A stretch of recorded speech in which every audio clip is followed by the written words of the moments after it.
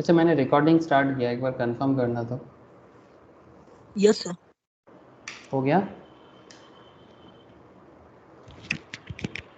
Okay, ठीक है sir, चलो। तो गुड इवनिंग सर, सभी को गुड इवनिंग फिर से। अच्छा, तो फिर क्या पढ़ेंगे? Business law. बिजनेस लॉ में हम लोग पढ़ रहे हैं सर कॉन्ट्रैक्ट एक्ट। अरे, कॉन्ट्रैक्ट एक्ट में हम लोग yes last Indian week contract. Indian contract act, very good sir, the Indian contract act 1872। तो इंडियन कॉन्ट्रैक्ट एक्ट में हम लोग देखते देखते सर लास्ट वीक हम लोग ब्रीच ऑफ कॉन्ट्रैक्ट के बारे में पढ़े थे, है ना? Breach of contract. तो ब्रीच ऑफ कॉन्ट्रैक्ट क्या है आप लोगों को पता है? मतलब नॉर्मल कॉन्ट्रैक्ट क्या है वो तो सब कुछ काफ़ी दिनों से आप लोग जान रहे हो, अलग अलग केस लॉज पढ़े हो, अलग अलग एग्जाम्पल्स देखे हो। मतलब इम्पोर्टेंस ऑफ कॉन्ट्रैक्ट क्या है, ऑफर एक्सेप्टेंस क्या है, ये पूरा डिटेल्स बातचीत आप सभी से हुआ है ना? हेलो, क्या रे, ये सब डिस्कशन आप लोगों से हुआ है कि नहीं हुआ कॉन्ट्रैक्ट के बारे में? Yes sir. Yes sir. तो फिर आज मैं आपसे एक स्पेशल पॉइंट है कॉन्ट्रैक्ट के ऊपर, ठीक है? ऐसे ओवरऑल कंप्लीशन तो आप लोगों को मिल ही चुका है कॉन्ट्रैक्ट क्या है, बट आज मैं आपसे क्या बात करूंगा, आज मैं आपसे बात करूंगा सर कॉन्ट्रैक्ट का एक दूसरा एरिया, ठीक है? दूसरा मतलब एक स्पेशल टॉपिक। इसके एक पॉइंट के बारे में आप लोगों को पता है, जैसे कि सर टुडेज टॉपिक है sir contingent contract and quasi contract. मतलब ये देखने में कॉन्ट्रैक्ट जैसा है, बट ये नॉट एग्जैक्टली कॉन्ट्रैक्ट, मतलब it's not a regular contract, मतलब सिंपल कॉन्ट्रैक्ट नहीं है, बट फिर भी कॉन्ट्रैक्ट है, ठीक है? तो मतलब ये लॉ बना देता है कॉन्ट्रैक्ट इसको। तो ये दो पॉइंट बड़ा इंटरेस्टिंग पॉइंट है, क्वासी एंड कॉन्टिंजेंट। तो चलो देखते हैं ये कंटिंजेंट कॉन्ट्रैक्ट क्या होता है और ये क्वासी कॉन्ट्रैक्ट क्या होता है। ऐसे क्वासी के बारे में मैंने आप लोगों को ओवरव्यू बताने के टाइम पे बताया था, कंटिंजेंट के बारे में भी मैं शायद हल्का सा पॉइंट टच किया था, बट डिटेल्स में बात नहीं किया कि कंटिंजेंट होता क्या है। तो आज मैं आप लोगों से कंटिंजेंट एंड क्वासी ये दोनों चीज़ भी डिटेल्स में बात करेंगे। तो चलो मैं स्क्रीन शेयर करता हूँ, और कंटिंजेंट क्या है, क्वासी क्या है, लॉ क्या बताता है आपको, वो आप देखो, ठीक है? ओके सर, चलो। अच्छा, ये और एक बार कंफर्म करना सर, स्क्रीन शेयर है कि नहीं? Yes sir. Okay sir. तो देखो सर, कॉन्ट्रैक्ट का धीरे धीरे लेवल में पहुंच रहे हैं, एक एक करके जितना लेवल हो सकता है। तो ये एक स्पेशल पॉइंट है कि वेरी स्पेशल पॉइंट, मतलब ये पॉइंट बहुत बार पूछा जाता है, ये कॉन्टिंजेंट कॉन्ट्रैक्ट क्या है, क्वासी कॉन्ट्रैक्ट क्या है। तो मैं आज सोचा कि आपको इसी के बारे में थोड़ी डिटेल्स जानकारी दे दूँ, ठीक है? तो कंटिंजेंट एंड क्वासी के बारे में ध्यान से सुनना। कंप्लीशन ऑफ ओवरऑल जो कॉन्ट्रैक्ट है, यू ऑल नो कि ओवरऑल कॉन्ट्रैक्ट क्या है, ऑफर क्या है, एक्सेप्टेंस क्या है, एग्रीमेंट क्या है, एनफोर्सेबल बाय लॉ क्या है, एसेंशियल एलिमेंट्स क्या है, ठीक है, ब्रीच ऑफ कॉन्ट्रैक्ट क्या है, आप लोग बहुत डिटेल्स में जानते हो, मैं बार बार और क्या बताऊं आप लोगों को एक ही चीज़ है। बट आज मैं आपसे ये कॉन्ट्रैक्ट का कुछ स्पेशल पॉइंट्स है जिसके बारे में आपसे एक बार बात करूंगा। तो सबसे पहला बात सर, ये जो कॉन्टिंजेंट कॉन्ट्रैक्ट है और ये जो क्वासी कॉन्ट्रैक्ट है, इन दोनों के अंदर में आपको क्या मतलब ऐसा क्या डिफरेंशिएट करता है ये चीज़ें, जो आपको नॉर्मल कॉन्ट्रैक्ट के साथ इसको अलग करके देखना पड़ रहा है, ठीक है? तो एक्चुअली ये आपको क्लैरिटी देगा basic characteristic of contingent contract and quasi contract, so that you are able to distinguish between a contract of any of this types and a simple contract. मतलब कोई भी एक सिंपल कॉन्ट्रैक्ट के साथ, कोई भी एक सिंपल कॉन्ट्रैक्ट के साथ ये कंटिंजेंट एंड क्वासी का क्या डिफरेंस है ये आपको समझ आएगा, ठीक है? तो चलो देखते हैं। तो फर्स्ट ऑफ ऑल अगर आप कंटिंजेंट पे ध्यान दो, ठीक है, कंटिंजेंट पे पहले बात करेंगे फिर क्वासी में जाते हैं। ऐसे क्वासी का क्या बता रहा है sir, cases deemed as quasi. Quasi क्या होता है, नॉर्मली क्वासी कॉन्ट्रैक्ट कोई कॉन्ट्रैक्ट होता नहीं है, मतलब नॉर्मली कॉन्ट्रैक्ट होने के लिए सबसे बेसिक चीज़ क्या है? हाँ सर, क्या बोलते हो? कॉन्ट्रैक्ट होने के लिए सबसे बेसिक चीज़ क्या है? अरे ऑफर प्लस एक्सेप्टेंस। हाँ, वेरी गुड सर। कॉन्ट्रैक्ट होने के लिए सबसे बेसिक या मतलब वेरी बेसिक चीज of contract is offer and acceptance, है ना? बट ये क्वासी में ना तो कोई ऑफर होता है ना ही कोई एक्सेप्टेंस होता है, बट फिर भी वो कॉन्ट्रैक्ट बनता है। इसका एक चीज़ आप लोगों ने तो देखा होगा फाइंडर ऑफ गुड्स के हिसाब से, है ना सर? फाइंडर ऑफ गुड्स का एक मामला है, उस मामले में आप लोगों ने देखा है ऑलरेडी, पहले भी मैं चर्चा किया आप लोगों से कि फाइंडर ऑफ गुड्स अगर आपको रास्ते में कोई किसी का पर्स या मनी बैग कुछ भी पड़ा देखने को मिल जाए, या किसी भी का भी, not just money bag purse, कुछ भी चीज हो सकता है, अगर आपको रास्ते में मिलता है तो ये वो आपका नहीं हो जाता। लॉ आपको बाध्य करता है ओनर जिसका चीज है उस तक पहुंचाने का।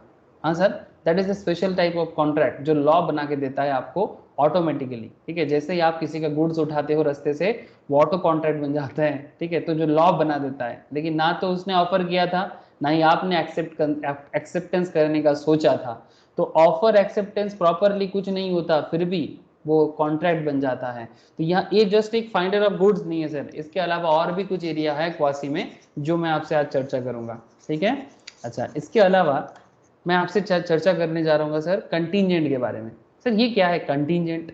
Sir rules relating to enforcement of contingent contract, ये बड़ा इंटरेस्टिंग है।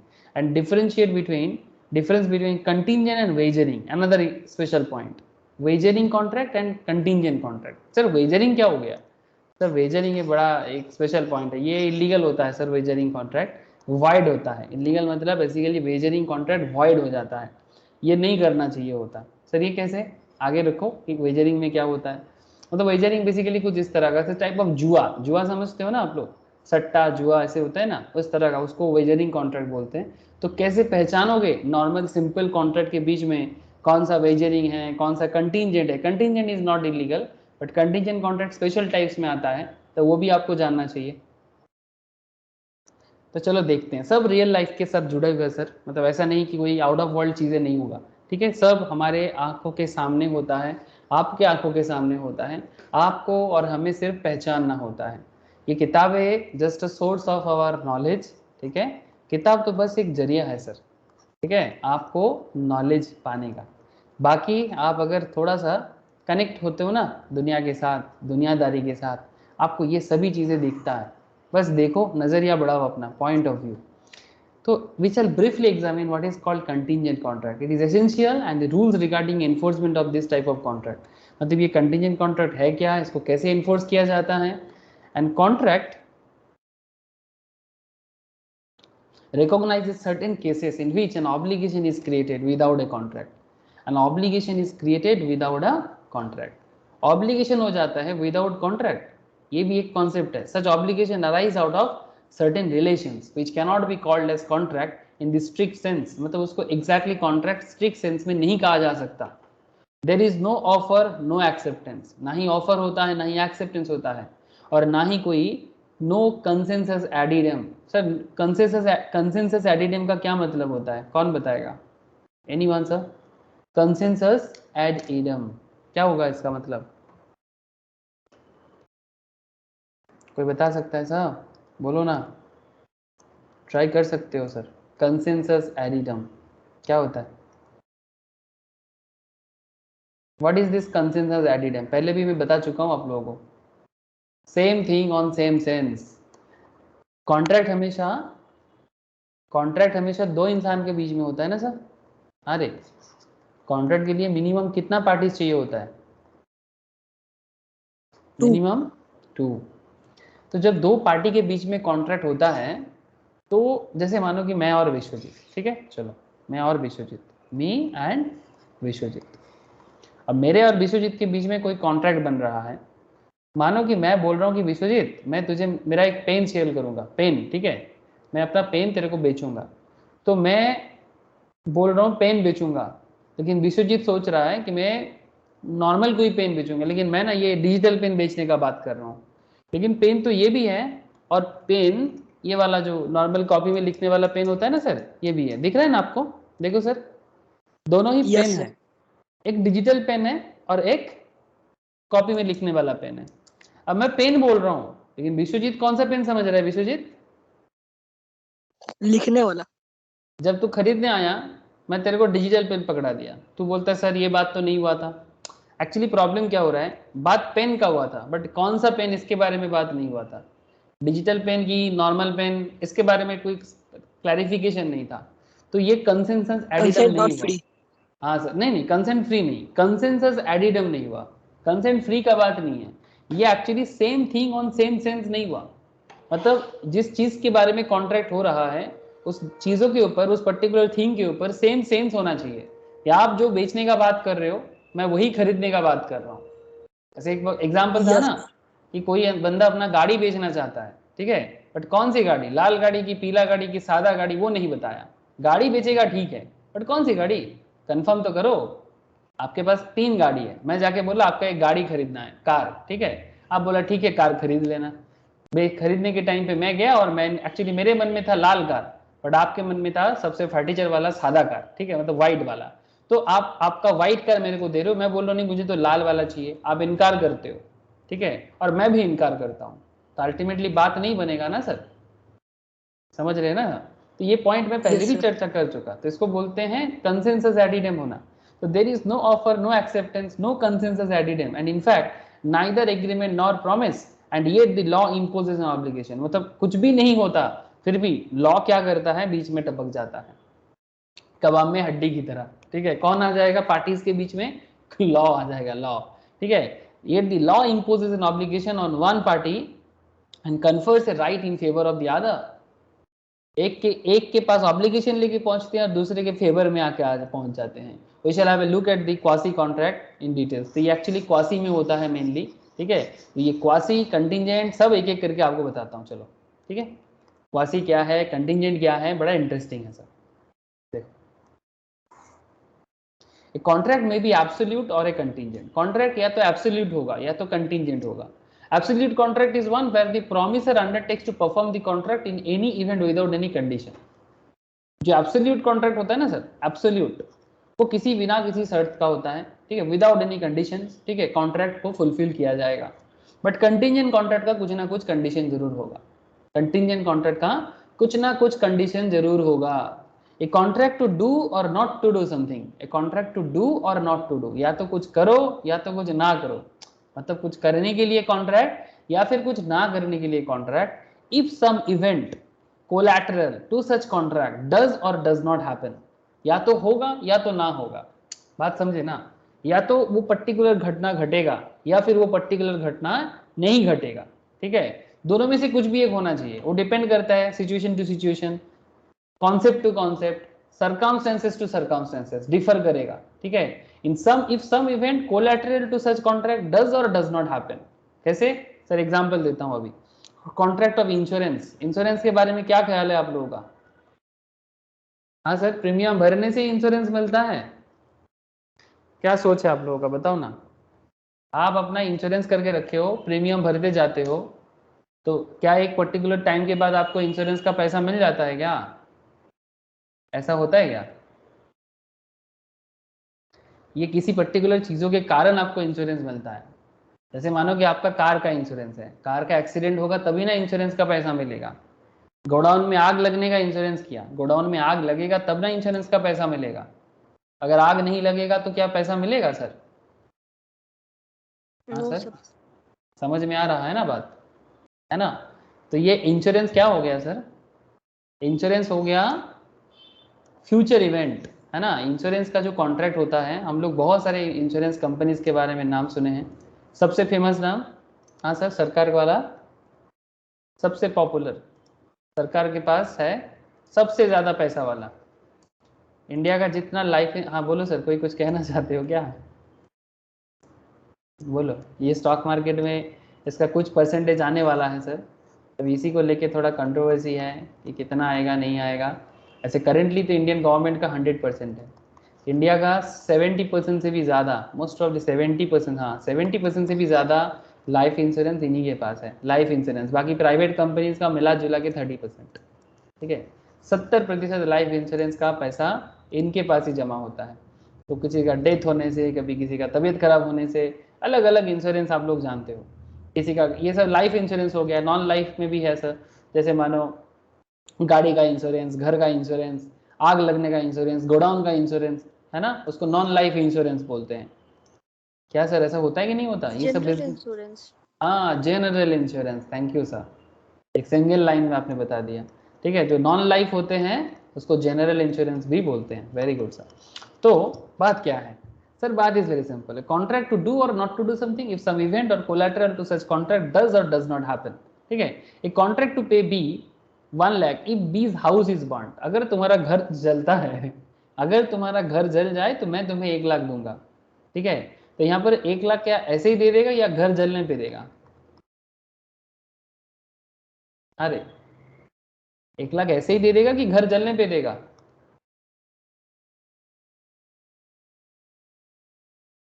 अरे बोलो सर। सर ऑब्वियसली घर जलने पे देगा ना, घर जलेगा तो 1 लाख पेमेंट को करेगा। This is a contingent contract. तो ये कंटिंजेंट कॉन्ट्रैक्ट क्या हो गया sir? To do or not to do something if some event collateral to such contract does or does not happen. यहाँ पर क्या हुआ? डज हैपन, ठीक है, इस तरह का। ये makes a contract with B to buy his house for ₹5 lakh if he is able to secure to bank loan for that amount. ये makes a contract with B, ये बी के साथ कॉन्ट्रैक्ट बना रहा है, क्या करेगा? टू बाई हिज हाउस, उसका घर खरीदेगा, कितने में? 5 लाख पे। If he is able to secure to bank loan for that amount, अगर 5 लाख का बैंक लोन वो जुगाड़ करके देता है तो कॉन्ट्रैक्ट क्या है सर? लोन मिलेगा कि नहीं मिलेगा, फ्यूचर इवेंट पे डिपेंड करता है। तो जो फ्यूचर इवेंट पे डिपेंड करता है उसको कंटिंजेंट कॉन्ट्रैक्ट बोलते हैं। मीनिंग ऑफ कोलैटरल इवेंट क्या होता है? कोलैटरल मतलब बदले का, मतलब इसके बदले ये, इस तरह का। पॉलो कैन मूला का केस है। Define collateral event as an event. Collateral event क्या है? कोलैटरल इवेंट एक इवेंट है, इस इवेंट में क्या होता है सर?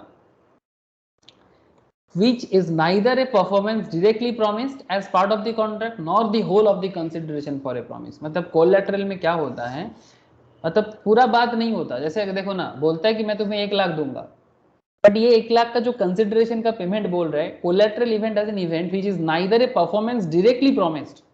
क्या आपको 1 लाख डायरेक्टली प्रॉमिस कर रहा है सर? या फिर क्या आपको 5 लाख का जो घर खरीदेगा, क्या आपको डायरेक्टली प्रॉमिस कर रहा है कि आपका 5 लाख का घर खरीदेगा? इनडायरेक्ट प्रॉमिस चल रहा है कि अगर बैंक लोन मिल जाए तो घर खरीदूंगा, अगर आपका घर जल जाए तो आपको 1 लाख मिलेगा। हाँ सर। तो कोलैटरल इवेंट क्या है? An event which is neither a performance directly promised as part of the contract nor the whole of the consideration for a promise, और ना ही पूरा का पूरा अमाउंट भी दिया जाता है। जैसे इंश्योरेंस के केस में क्या आपको पूरा मिलता है? सपोज आपका घर का वैल्यूएशन है 5 लाख का, आपका घर जल जाता है तो क्या आपको 5 लाख का इंश्योरेंस मिल जाता है या फिर उससे थोड़ा कम भी होता है? हाँ सर बोलो ना। आपका गाड़ी का एक्सीडेंट होता है तो क्या गाड़ी का पूरा अमाउंट ही आपको मिल जाता है एक्सीडेंट का, या वैल्यूएशन करके कुछ परसेंटेज? इसका कैलकुलेशन सिखाया जाता है, एक अकाउंट्स में चैप्टर आता है, सीए सीएमए वाले को करना पड़ता है, इंश्योरेंस क्लेम बोलते हैं सर। सीएस को भी मोस्ट प्रोबेबली सिखाया जाता है, मुझे अभी याद नहीं आ रहा है, मैम को पता होगा। वैल्यूएशन करके। हाँ वैल्यूएशन करना, ठीक है, उसको इंश्योरेंस क्लेम के बोल के एक चैप्टर आता है अकाउंटेंसी में। नॉर्मली इंटरमीडिएट लेवल में पढ़ा जाता है सर, किसी किसी का शायद फाउंडेशन में भी है, मीन्स मोस्ट प्रोबेबली सीए में, आई डोंट नो, मुझे याद नहीं आ रहा अभी। तो समझ लेना सर कि ये सब सीखा जाएगा आपको इंश्योरेंस क्लेम का अकाउंट्स करा के। तो वो वैल्यूएशन किया जाता है कि भाई पूरा नहीं मिलेगा, एश्योर्ड मिलेगा क्या नहीं मिलेगा, उसका पूरा सिस्टम है, ठीक है। तो ऐसा नहीं कि जितने का घर है उतना जल जाए तो आपको पूरा अमाउंट मिल जाए। इसलिए क्या बोलते हैं? Nor the whole of the consideration for a promise, ठीक है, not the whole of the consideration for a promise. तो ये होता है कोलैटरल, ठीक है, कोलैटरल इवेंट, ठीक है। तो बात को थोड़ा समझने का कोशिश कीजिएगा सर। आगे और बात बढ़ाते हैं सर, आपको और क्लैरिटी आएगा। देखो सर, देखो सर क्या बोलते हैं, ए contract to pay B 1 lakh if B's house is burned. अगर बी का घर जल जाए तो ए बी को 1 लाख देगा। This is a contingent contract. Here the burning of B's house is neither a performance promised as part of the contract. क्या ये कॉन्ट्रैक्ट का प्रॉमिस हो रहा है क्या कि आप आपके घर में आग लगा दो? अरे किसी के घर में आग लगाने का कॉन्ट्रैक्ट होता है क्या? आप बात समझ रहे हैं कि नहीं? A contract to pay B's ₹1 lakh if B's house is burned. This is a contingent contract. Here the burning of B's house is neither the performance promised as part of the contract. क्या contract में कोई ये promise करेगा कि हाँ मैं इसके घर में आग लगी जाएगा? ये प्रॉमिस कोई करता है क्या? अरे ऐसा प्रॉमिस कोई करेगा कि घर में आग लगा नो ना।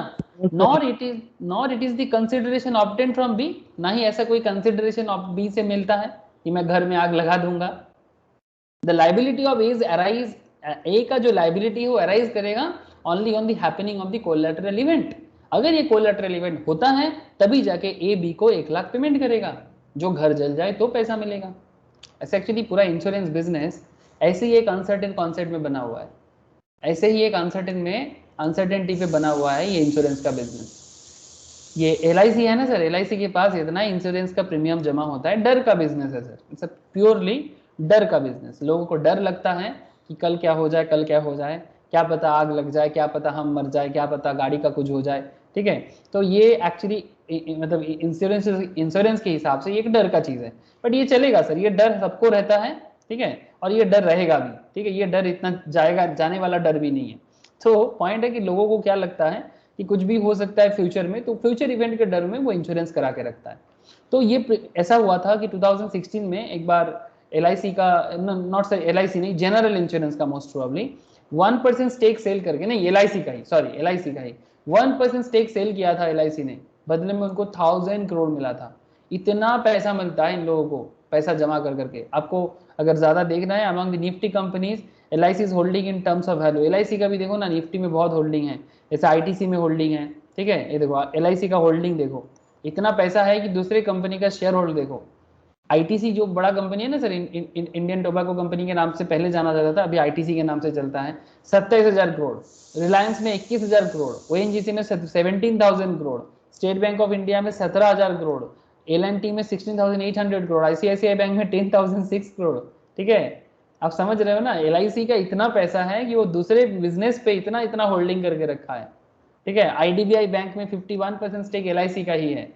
LIC हाउसिंग फाइनेंस बोल के भी एक अलग कंपनी चलता है, उन्हीं का एक विंग है, ठीक है। तो बहुत पैसा है इसके पास, ठीक है। तो समझ रहे हो ना सर कि कितना पैसा इनके पास प्रीमियम के नाम पे जमा होता है, और उसका पैसा ये मार्केट में लगाते हैं, और उसका कुछ हिस्सा हम लोगों को दे देता है 4% 5%। हाँ, हम लोग उसी से खुश।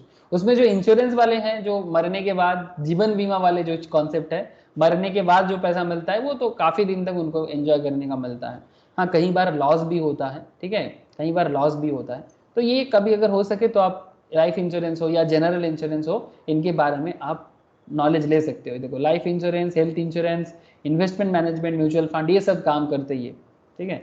तो पॉइंट इज वेरी सिंपल, एक कॉन्ट्रैक्ट, ये जो कॉन्ट्रैक्ट जो भी बनता है ना, ये अनसर्टेन इवेंट पे बनता है, फ्यूचर कॉन्सेप्ट में बना जाता है, तो ये एक अलग ही लेवल है।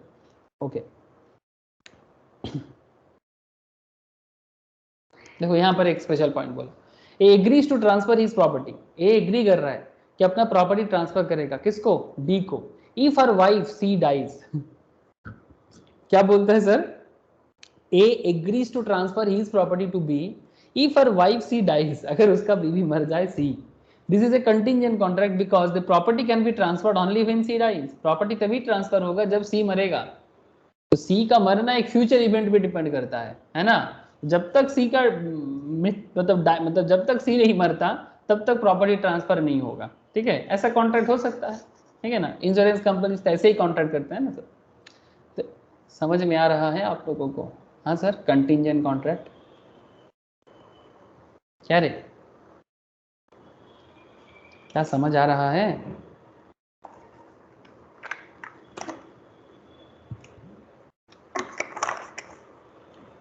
अरे हाँ ना, कुछ तो बोलो, समझ आ रहा है कि नहीं? हाँ है तो हाँ बोलो, ना है तो क्या प्रॉब्लम है वो बताओ। क्या मेरा आवाज तो आ रहा है? मेरा आवाज आ रहा है यस ना? सर। देखो sir, essentials of a contingent contract. अब कंटिंजेंट कॉन्ट्रैक्ट का कुछ एसेंशियल एलिमेंट्स को ध्यान से देखो। The performance of a contingent contract would depend upon the happening or non happening of some event or conditions, ठीक है। The condition may be precedent or subsequent, ठीक है। जैसे कि A promise to pay 50,000 to B if it rains on the first to the next month, ठीक है। ये देखो क्या बात कर दिया, happening or non happening of some event or conditions. A promise कर रहा है बी को 50,000 पे करेगा, 50,000 पे करेगा बी को, अगर नेक्स्ट मंथ के पहला हफ्ता में, if it rains on first of the next month के पहले मतलब वीक में अगर बारिश होता है तो, ठीक है। तो ये एक फ्यूचर इवेंट है, फ्यूचर में बारिश होगा या नहीं होगा किसको पता, है ना। ज्योतिष को भी नहीं पता होता है कई बार जो एस्ट्रोलॉजर होते हैं सर। तो event referred to as collateral to the contract, the event is not part of the contract. Event contract का पार्ट होता ही नहीं है। जिस इवेंट के बारे में चर्चा होता है कि फ्यूचर में बारिश होगा कि नहीं होगा, ये इवेंट है ना सर। ये जो रेन का बात कर रहा है, if it rains on first of next month, ये तो इवेंट है ना, इसके बेसिस पे कॉन्ट्रैक्ट बना रहे हो, बट ये कॉन्ट्रैक्ट का पार्ट ही नहीं है। हाँ सर, बात समझ में आ रहा है आप लोगों को? कॉन्ट्रैक्ट में रेन कराने के लिए कोई कॉन्ट्रैक्ट नहीं होता, लेकिन ये एक अनसर्टेन इवेंट पे पूरा कॉन्ट्रैक्ट का बेस बना हुआ है। The event is not part of the contract. The event should be neither performance promised nor a consideration for a promise. मतलब जो इवेंट है वो ना तो परफॉर्मेंस ऑफ द प्रॉमिस है और nor a consideration for a promise है. Event के बारे में यहाँ पर पूरा का पूरा खेल चुप्पी है. मतलब ये इवेंट कुछ नहीं है, ये एक अनसर्टेन है, ठीक है, लेकिन इसी के बेसिस पे कॉन्ट्रैक्ट बनता है. Where A agrees to deliver 100 bags of wheat and B agrees to pay the price only afterwards, the contract is a conditional contract and not contingent. देखो बात सुनो ध्यान से. A एग्री करता है किसको? B को. A B को बोल रहा है कि भाई मैं तुम्हें 100 बैग का गेहूं दे दूंगा, व्हीट दे दूंगा. B agrees to pay the price only afterwards. जैसे गेहूं मिलेगा, मतलब जैसे व्हीट मिलेगा प्राइस भी मिल जाएगा. क्या इसको कंटिंजेंट बोलेंगे? अरे गेहूं मिलेगा, गम मिलेगा, मतलब आटा, मतलब क्या बोलते हैं, व्हीट मिलेगा तो जाके पैसा मिलेगा. हाथाहाथी होगा, मतलब मेरे पास व्हीट आएगा मैं आपको पैसा दे दूंगा. तो क्या इसको कंटिंजेंट बोलेंगे?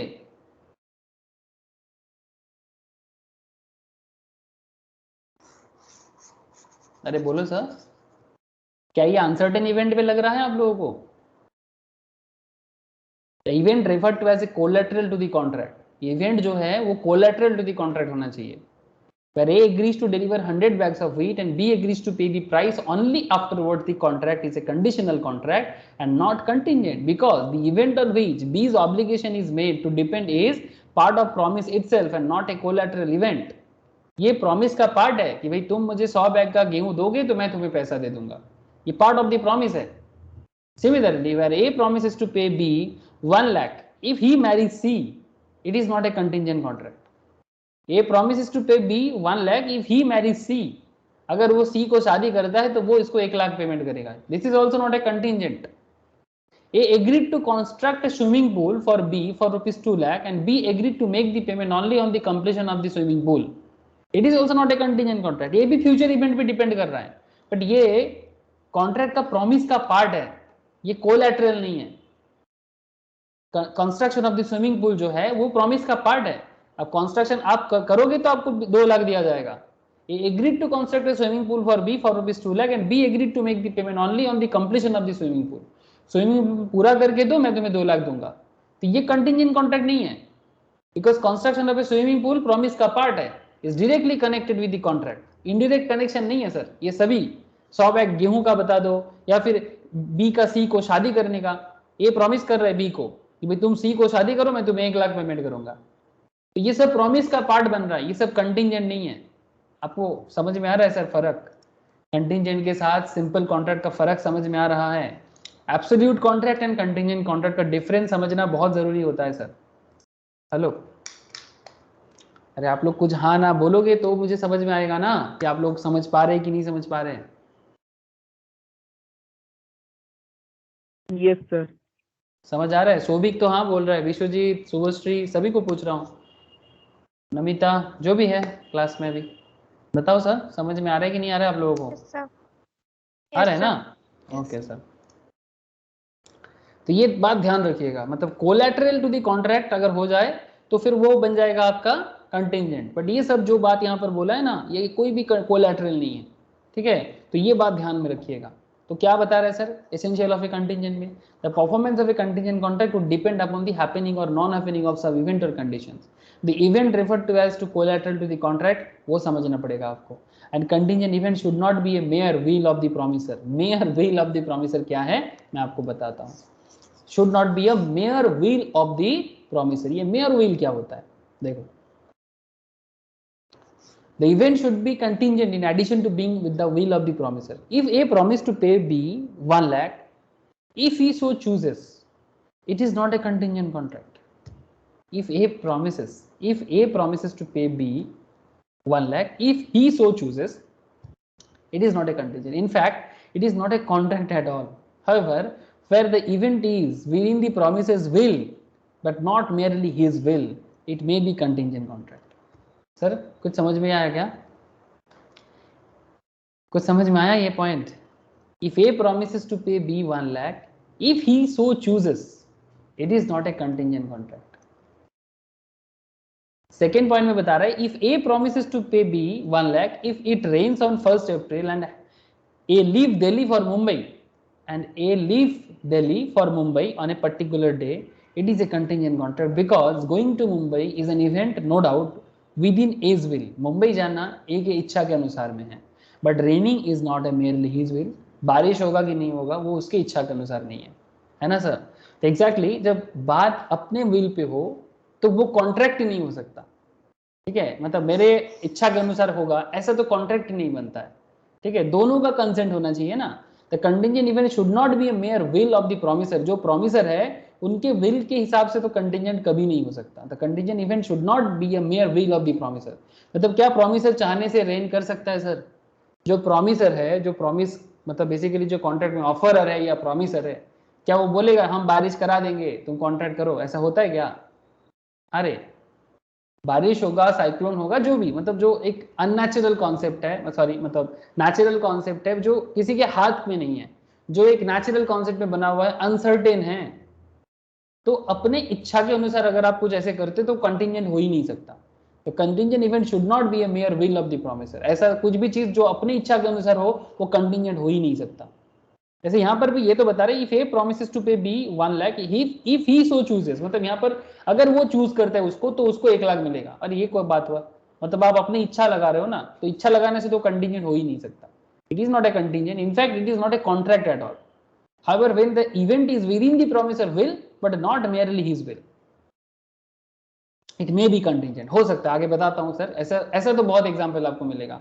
But the event is within promiser's will but not merely his will, it may be contingent। But ये पॉइंट आप देखो ध्यान से, अच्छे से समझ में आएगा आपको। If A promises to pay B 1 lakh, it rains on 1st April and A leaves Delhi for Mumbai on a particular day। ए दिल्ली के लिए दिल्ली से मुंबई के लिए निकलना चाहता है, ओके, पर्टिकुलर डे में, और उस दिन अगर रेन होता है तो वो इसको 1 लाख देगा, ए बी को 1 लाख देगा। तो ये जो ए का निकलना दिल्ली से मुंबई के लिए, ये तो उसकी इच्छा के अनुसार होगा, विद इन एज विल, तो इसमें तो कोई प्रॉब्लम नहीं है, यदि event is with in the promises will. ये जो मुंबई के लिए निकलना, ये तो प्रोमिसेस के अपनी इच्छा के अनुसार हो रहा है ना? लेकिन बारिश होगा कि नहीं, सॉरी यस, बारिश होगा कि नहीं होगा, रेन होगा कि नहीं होगा, ये तो एक ही इच्छा के अनुसार नहीं है ना सर। तो फिर ये क्या बन जाएगा ओवरऑल? हाँ सर, ये क्या बन जाएगा? कंटिंजेंट बन जाएगा ना सर। ये बारिश का कॉन्सेप्ट जो है, इसी के कारण ये कंटिंजेंट बन जाएगा। बट मुंबई के लिए मतलब ऐसा अगर बोलते हैं ना, ये promises to pay B 1 lakh if it rains on 1st April and A leave Delhi for Mumbai on a particular day, ठीक है, it is a contingent, obviously contingent, because ये बारिश आते ही कंटिंजेंट हो गया। बट दिल्ली से मुंबई के लिए निकलना, ये तो ए अपनी मर्जी से कर सकता है ना? बोलो सर।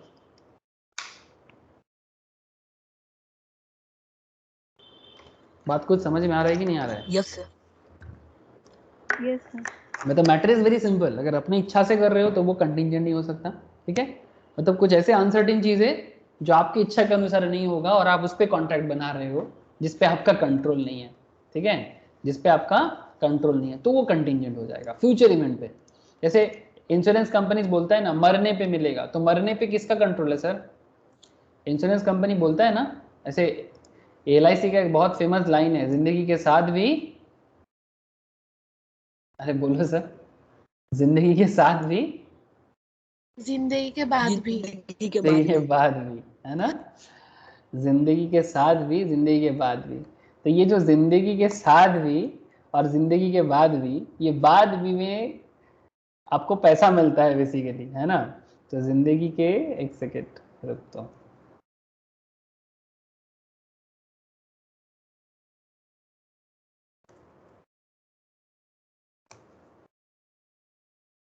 कुछ मिलेगा क्या देखने को? हाँ, जिंदगी के साथ भी, जिंदगी के बाद भी, ये जो LIC लाइफ इंश्योरेंस का इतना बड़ा टैगलाइन है, ठीक है? तो ये जिंदगी के बाद क्या देता है? बेसिकली फैमिली को पैसा मिलता है, यही है, इसके कारण बोलते हैं जिंदगी के बाद भी। मतलब फैमिली छोड़ के कोई चले जाते हैं, बट उनके फैमिली को प्रोटेक्ट करने के लिए उनका इंश्योरेंस का पैसा उनको हेल्प करता है। ये इनका बहुत बड़ा टैगलाइन है इस लाइफ इंश्योरेंस बिजनेस का। तो मेरा कहने का मतलब यहाँ पर बड़ा सिंपल है, लेकिन ये कब किसका डेथ होगा किसी के कंट्रोल में है सर? क्या कोई बता सकता है कि मैं आज मरूंगा, मैं कल मरूंगा? ऐसा कोई बता सकता है सर?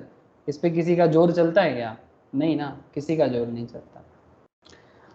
नो यस सर, 3 चीज़ों पे बोलते हैं किसी का जोर नहीं चलता, ऐसे कहावत है सर, लेकिन कहावत बड़ा सच है सर। बोलते हैं कि आपका जन्म पे, आपके शादी पे और आपके मृत्यु पे, ये तीनों चीज पे किसी का हाथ नहीं है। ये तो सुप्रीम पावर के फोर्स में होता है। चाहे आप उसका नाम भगवान दे दो, भगवान दे दो, ठाकुर दे दो, अल्लाह दे दो, जो नाम पे पुकारना है पुकारो, ठीक है। बट ये किसका जन्म कब होगा, किसका शादी कब होगा और किसका मृत्यु कब होगा, ये चीज पे किसी का कोई हक नहीं है। ओके, इसीलिए ये जो जगत चलता है, बहुत लोग बोलते हैं कि मैं मतलब मेरा पर्सनल मानना है कि नहीं, मैं भगवान नहीं मानता या फिर मैं सुप्रीम पावर नहीं मानता, जो भी हो ठीक है, किसी का पर्सनल ओपिनियन हो सकता है। बट एक चीज़ मैं सभी मोस्ट प्रोबेबली मैक्सिमम लोग मानते हैं, मैं देखा हूँ सर 90% लोग तो मानते ही हैं। बट कुछ लोगों का सोचेंगे ये सब भगवान भगवान क्या है, ये सब बेकार है। लेकिन अल्टीमेटली जब एक सवाल पूछा जाता है कि भाई तो फिर इतना बड़ा दुनिया चलता है, इतना सारा कीड़ा मकोड़ा प्राणी इंसान, हाँ जंगली जानवर कहाँ से आया, पेड़ पौधा सब चलता है, इतना बड़ा चीज है, कौन कंट्रोल करता है? अरे भाई कोई तो होगा। हाँ, ये जो कंप्यूटर में अभी क्लास चल रहा है, किसको कंट्रोल में है? आप अपने मोबाइल को या कंप्यूटर को कंट्रोल कर रहे हो, मैं अपना मोबाइल या कंप्यूटर को कंट्रोल कर रहा हूँ। तो फिर कोई तो है सर जो इस पूरा दुनिया को कंप्यूटर को कंट्रोल कर रहा है। हमें नॉलेज नहीं है तो हम लोग नकार देते हैं, बिकॉज हमारा उस लेवल तक नॉलेज नहीं पहुंच पा रहा है। ठीक है, हम लोग छोटा नॉलेज रखने वाले हैं ना, खुद को 2-4 किताब क्या पढ़ लिए, खुद को इतना मतलब स्मार्ट समझते हैं, ऐसा लगता है कि सब जानते हैं। इतना बड़ा यूनिवर्स का नॉलेज आपको क्या बताऊं सर। ऐसे एक रिसेंट एक स्टडी चल रहा था, एक रिसर्च, ऐसे बहुत पुराना रिसर्च है। ऐसे हमारे जो रिलीजियस किताबें हैं, गीता वगैरह जो भी हो आप लोग जानते होंगे, उसमें सर 3 लोक के बारे में कहा है। अब अगर आप लोग जानते हो, ऐसे बोलते हैं ना सर, स्वर्गो मर्त्यो पाताल, सुने होंगे आप लोग, हाँ हिंदी में भी बोलते हैं स्वर्ग मर्त और पाताल। पाताल जानते हो ना, जो नीचे हैं, मतलब ऐसे भगवान का इमेज देके बताते हैं कि जो भगवान के पैरों के नीचे वाला एरिया है वो पाताल होता है, और उसके सबसे नीचे आता है नरक। ठीक है, तो कोई बोलता है नरक नहीं है, कोई बोलता है, तो मैं एक स्टडी कर रहा था या सच में नहीं है। तो रिसेंटली एक स्टडी हुआ, मोस्ट प्रोबेबली यूएसए का कुछ साइंटिस्ट ने, तो इतना दिन हम लोगों को पढ़ाया गया है कि दुनिया का जो अंदर वाला पार्ट है, core part of the art, वो बेसिकली लोहा है और अंगार से भरा हुआ है, जल रहा है। ठीक है, लेकिन रिसेंट एक स्टडी प्रूव कर रहा है कि दुनिया के अंदर, मतलब जो core part of the world है, हम लोग तो सेंटर में रहते हैं, मतलब ऊपर में रहते हैं सेंटर पॉइंट में, बट जो कोर पार्ट है वर्ल्ड का, उस कोर पार्ट में कुछ तो है, कुछ तो है, चाहे उसका नाम कुछ तो, मतलब वो बता रहे कि उसमें एक अलग ही जगत बसता है। क्या बसता है आज तक उनके दिमाग में नहीं गुजरा है। बट ये पुराने स्क्रिप्चर्स में अगर आप हमारे जो वर्ल्ड के सबसे पुराना जो स्क्रिप्चर्स में से, जैसे गीता का जो पुराण का जो कॉन्सेप्ट है, माइथोलॉजिकल जो किताबें मिलता है, आप अगर देखोगे उसमें ये तीनों लोक के बारे में बोला है। ठीक है, स्वर्ग मर्त और पाताल। तो ये पाताल लोक क्या है? कुछ तो है पाताल लोक, नहीं तो ये आज से 5,000-6,000 साल पहले ये लोग क्यों बता के गया था? हाँ, हम लोग देखे नहीं, नॉलेज में नहीं आता है, हम लोग अपने घर से बाहर ज्यादा कुछ देखा नहीं है दुनिया में, तो हम लोग को लगता है सब झूठा है या फिर something like that. But there is something, there is something sir, कुछ तो है। क्या लगता है आप लोगों को, कुछ है या नहीं है? ये सब कुछ बेकार है सब? हाँ, मैं जस्ट अपना फीलिंग में, एक्चुअली मुझे लगता है कुछ तो है, बहुत कुछ है जो हम लोगों को पता ही नहीं है, और वो नॉलेज नहीं है हमारे अंदर कि उसको जान पाए। आप लोगों को नहीं लगता सर? हाँ, कभी सोचा है क्या आप लोग इस तरह से? हाँ, कि ये दुनिया क्या है, कहाँ से आया है, किस तरह से चलता है, कौन चलाते हैं, अंदर क्या है बाहर क्या है? हाँ, पानी कहाँ से आता है, जानते हो ये पानी कहाँ से आता है?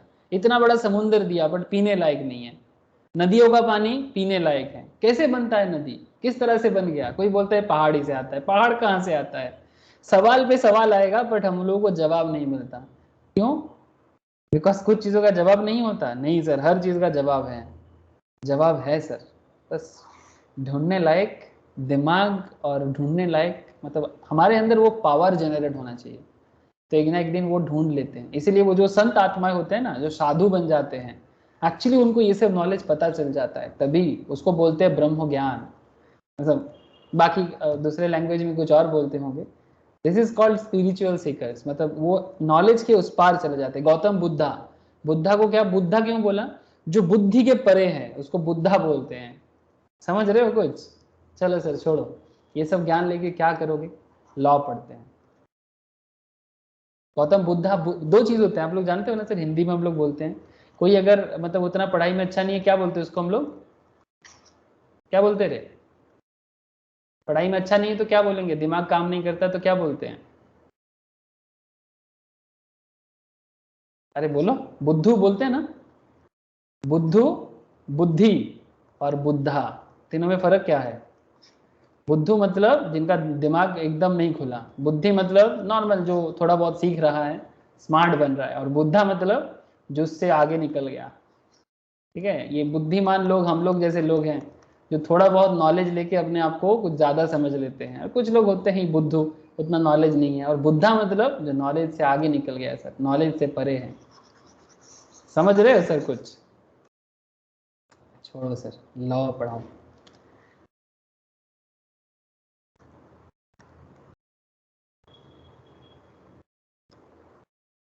देखो sir, the event must be uncertain. Okay, event must be uncertain. A agreed to sell his agricultural land to B after obtaining the necessary permission from the collector. Collector कौन होता है सर? अरे चलो बताओ, अब आउट ऑफ वर्ल्ड बातें नहीं, world का बातें ही करते हैं आपसे। कलेक्टर कौन होता है? अरे जल्दी बोलो ना, कलेक्टर कौन होता है, कोई तो बताओगे। डिस्ट्रिक्ट मैजिस्ट्रेट, हाँ वो डिस्ट्रिक्ट लेवल में ही होता है, नॉट मैजिस्ट्रेट एग्जैक्टली।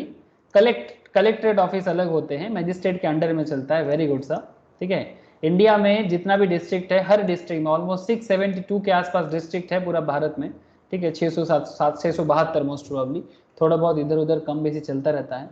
तो भारत के हर एक मतलब स्टेट के अंदर हर एक जिला होता है, जैसे बंगाल के अंदर 20-24 जिलाएं हैं। ठीक है, 24 मोस्ट प्रोबेबली, 22 या 24 एग्जैक्टली याद नहीं आ रहा है, कुछ चेंजेस हुआ रिसेंटली, इसलिए वो अलीपुर द्वार दार्जिलिंग को तोड़ के किया गया, इस तरह से झाड़ग्राम बनाए, इसलिए थोड़ा सा मैं भूल गया, 20 था 22 हुआ शायद। तो इस तरह से बिहार में कितना डिस्ट्रिक्ट है रे विश्वजीत? 32 या 38? हाँ विश्वजीत, कितना डिस्ट्रिक्ट है? अरे जल्दी बोल, नहीं पता? तो जो भी हो चलो पता करके बताना। तो जो भी जिलाए होते हैं ना, डिस्ट्रिक्ट होते हैं, उस डिस्ट्रिक्ट लेवल में एक कलेक्ट्रेट होते हैं। कोलकाता में भी कलेक्ट्रेट है सर, जहाँ सरकार के पास कलेक्ट्रेट ऑफिस होते हैं, जहाँ पर आप कुछ भी ज़मीन वगैरह खरीदो, ये उसके पास उनका सारा का सारा प्रूफ रहता है। और स्टैम्प ड्यूटी होता है ना सर, ज़मीन खरीदना बेचना जो भी हो, तो वो स्टैम्प ड्यूटी कलेक्ट्रेट जमा करता है। ठीक है, तो ये प्रूफ होता है सरकार के पास आपका। The A agreed to sell his agricultural land to B after obtaining the necessary permission from the collector. As a matter of course, the permission was generally granted on the fulfillment of certain formalities. It was held that the contract was not a contingent contract, as the grant of permission by the collector was almost a certainty. हाँ ना sir, आपका ज़मीन आप बेचोगे, इसमें uncertain क्या है? हाँ sir, आपका ज़मीन आप बेचोगे, इसमें अनसर्टेन क्या है? इसमें तो कोई अनसर्टेनिटी नहीं दिखता। कलेक्टर आपको परमिशन दे ही देगा, बिकॉज कलेक्टर को पैसा मिलता है। जमीन जितना खरीदा बेचा जाएगा ना, सरकार के पास में स्टैम्प ड्यूटी जमा होता है। स्टैम्प ड्यूटी मतलब ये सरकार के पास एक तरह का टैक्स का पैसा, एक स्टैम्प ड्यूटी के नाम पे जाएगा, एक रजिस्ट्रेशन फीस के नाम पे जाएगा, पैसा ही पैसा। कोई 10 लाख का जमीन अगर ट्रांसफर करता है तो सरकार के घर में कम से कम 20-30 हजार जमा तो हो ही जाता है, कम से कम। थोड़ा सा मतलब मैं कम करके बोल रहा हूँ, गाँव के हिसाब से, शहर के हिसाब से और ज्यादा हो जाएगा। तो स्टैम्प ड्यूटी का पैसा आएगा, रजिस्ट्रेशन फीस जमा होगा। ठीक है, बाकी और भी छोटा मोटा लेवल में ऑफिसर्स लोगों को पैसा मिल जाता है। ठीक है, वो सब तो अलग चीजें हैं। तो ये सब सर्टेन है, अनसर्टेन नहीं है। हो सकता है कि फ्यूचर इवेंट पे डिपेंड करता है कि भाई कलेक्टर परमिशन देगा कि नहीं देगा, बट ये कंटिजेंट नहीं हो सकता। फ्यूचर इवेंट पे डिपेंड कर रहा है बट सर्टेन है ना सर, इसलिए कंटिजेंट नहीं है। The event must be uncertain. तो कंटिजेंट होने के लिए क्या जरूरी है सर? अनसर्टेन होना जरूरी है। बोलो सर, क्लियर हो रहा है कि नहीं? हेलो, क्लियर हुआ कि नहीं कंटिजेंट? बोलो sir. Yes sir. Rules relating to enforcement. अब देखो सर ध्यान से, the rules relating to enforcement of a contingent contract are laid down in section 32, 33, 34, 35, 36 of the act. Enforcement of contract contingent on an event happening where the contract identifies happening of future contingent event The contract cannot be enforced until and unless the event happens. If the happening of the event becomes impossible, then the contingent contract is void. Section 32 says that where a contingent contract is made to do or not to do anything, if an uncertain future event happens, it cannot be enforced by law unless and until that event has happened. If the event becomes impossible, such contract becomes void. Sir, matlab, a contract to pay a B a sum of money when B marries C. A contract कर रहा है B को a sum of money when B marries C. जब B C को शादी करेगा वो उसको कुछ पेमेंट करेगा, बट C मर गया, C dies. B को C को शादी करना था बट C नहीं रहा, विदाउट बीइंग मैरिड, शादी करने से पहले ही मर गया, टू B से शादी करने से पहले ही मर गया, तो ये कॉन्ट्रैक्ट और जिंदा रहेगा कि कॉन्ट्रैक्ट कैंसिल हो जाएगा? क्या बोलते हो? हाँ सर, void हो जाएगा, void हो जाएगा, है ना? समझ में आ रहा है ना? void हो जाएगा सर, बिकॉज ये एक ऐसे इवेंट पे डिपेंड था जो बाद में फ्यूचर में इसको अप्लाई करना ही मुश्किल हो गया, बिकॉज जिसको लेके मेन कॉन्ट्रैक्ट बना था वो ही नहीं रहा, तो कैसे करोगे? तो सेक्शन 32 उसके बारे में बताते हैं, enforcement of contract of contingent on event happening होना चाहिए. Where a contingent contract is made to do or not to do anything, if an uncertain future event happens, it cannot be enforced by law unless and until that event has happened.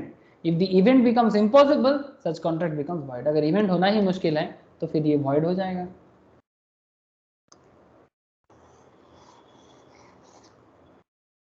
Enforcement of contract contingent on an event not happening. ठीक है, ये कैसे है sir?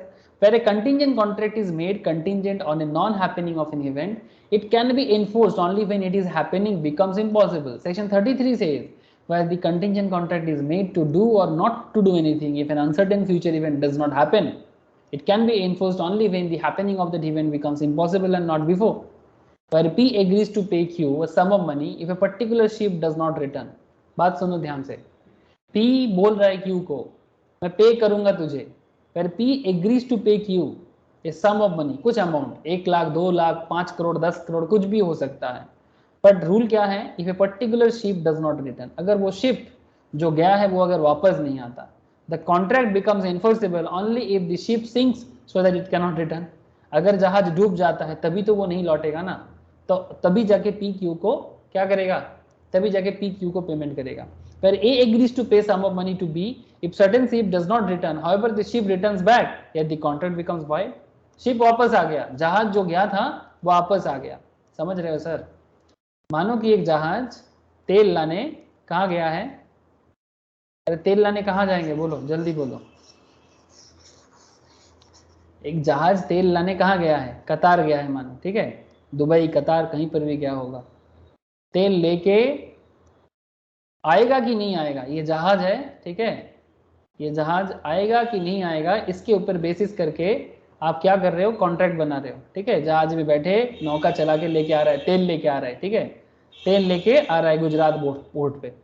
यहाँ पर बैठे बैठे P और क्यू क्या बना रहा है सर? कॉन्ट्रैक्ट बना रहे हैं कि अगर ये जहाज नदी में डूब जाते, किस कारण डूबेगा? कुछ तो कारण हो सकता है, साइक्लोन वगैरह, समथिंग लाइक दैट. अगर डूब जाए, अगर वापस नहीं आएगा तो फिर बी क्यू को पेमेंट करेगा. बट अगर ये जहाज इंडियन पोर्ट में रीच करता है, अगर ये जहाज इंडियन पोर्ट में रीच करता है तो फिर वो कॉन्ट्रैक्ट क्या हो जाएगा? रे पी क्यू के बीच में जो कॉन्ट्रैक्ट बना था वो क्या हो जाएगा? वाइड हो जाएगा, बिकॉज जहाज ना आने का कॉन्ट्रैक्ट बना था, और अगर जहाज आ जाता है तो फिर कॉन्ट्रैक्ट कैंसिल. क्या बोलते हो? समझ में कुछ आया कि नहीं आया?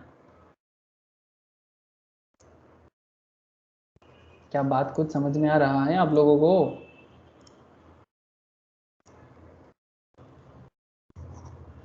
No sound from anyone. बोलो सर, कुछ तो बोलो. Yes sir. बोलो सर, बोलो. किसी को कोई डाउट है सर? बोलो. Doubt sir? ओके, अगर डाउट नहीं है तो फिर मैं आगे बढ़ता हूँ सर, ठीक है. कोई क्वेश्चन है तो कर सकते हो. A contract would cease to be enforceable if it is contingent upon the conduct of a living person when that living person does something to make the event or conduct as impossible of happening. जैसे कि section 34 कहते हैं, if a contract is contingent upon as to how a person will act at an unspecified time, that event shall be considered to have become impossible when such person does anything which renders it impossible that he would so act within any definite time or otherwise than under further contingencies. Sir ये क्या है? पर A agrees to pay B a sum of money. A बोल रहे B को मैं payment करूंगा तुझे if B marries C, but C ने तो D को शादी कर लिया. B C को शादी करेगा बट C ने D को शादी कर लिया. This act of C has rendered the event of B marrying C as impossible. क्योंकि C ने D को शादी कर लिया तो फिर अभी B कैसे C को शादी करेगा? हाँ सर, क्या लगता है आप लोगों को? B C को शादी करता तो A B को कुछ पेमेंट करता, बट C ने तो D को शादी कर लिया. अब ये शादी कैसे मुमकिन है? इम्पॉसिबल हो गया ना सर. अरे ये इम्पॉसिबल हो गया ना. अरे बोलो, दो शादी नहीं कर सकता. दो शादी अलाउड नहीं है इंडिया में, एक्सेप्ट सम सोशल लॉ में है, सोशल कस्टम्स में है. इंडियन लॉ में दो शादी पॉलीगमी के अंदर आता है, नहीं हो सकता. ठीक है, एक ही चारा है सर. चारा क्या है? अगर इनके बीच में डिवोर्स हो जाए तो, है ना. अगर इनके बीच में सेपरेशन आ जाए, डिवोर्स हो जाए, इन दैट केस बाद में सी बी के साथ शादी कर सकता है और तब जाके फिर ए बी को पेमेंट करेगा. कुछ समझ में आ रहा है sir? A contract would cease to be enforceable if it is a contingent upon the conduct of a living person. मतलब यहाँ पर कोई मरा नहीं है, सी जिंदा है सर. पहले केस में सी मर गया था तो शादी कैसे बनता?